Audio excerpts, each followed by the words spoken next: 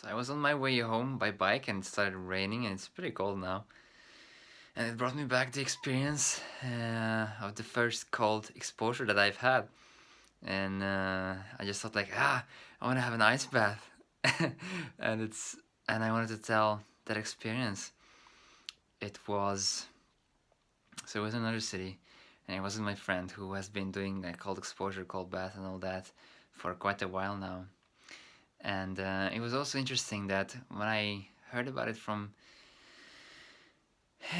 it's weird to say, from my ex-partner now, that she was telling about cold exposure because she's also teaching breathwork and doing cold exposure and all that, and she's doing it really well. And I remember it clicked with me so much that when she said, when you get into the when you get into the ice bath, then there's two options. One is you fight it and you suffer. Two is you surrender. And I was like, wow, that's really cool. I want to try that. And so I had this in my mind when I did this first cold bath. And it was really interesting that when I went inside until like my legs were there and it was so cold that it was hurting. And I was like, okay, let's go. And then I dived into it until like this, until my neck. And I did feel this reaction of my body like, it's like very intense stress and be like, and then everything contracts. And then luckily I was being conscious enough and I remembered what she said.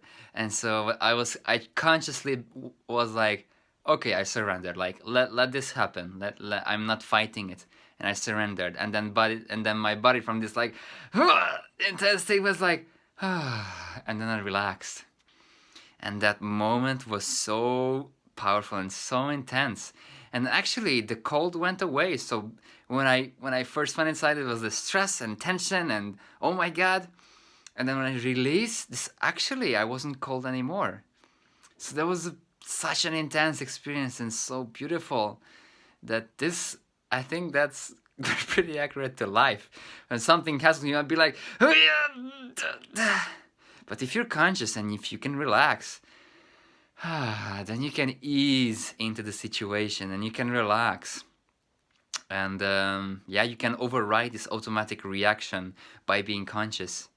And that's an amazing experience. And actually, I've been doing like, at the end of my shower, I always take a cold shower, which is like a micro thing of this, but it still works and it's still very healthy. And shout out to everyone who's doing cold exposure or Wim Hof breathing and all that, because it's amazing.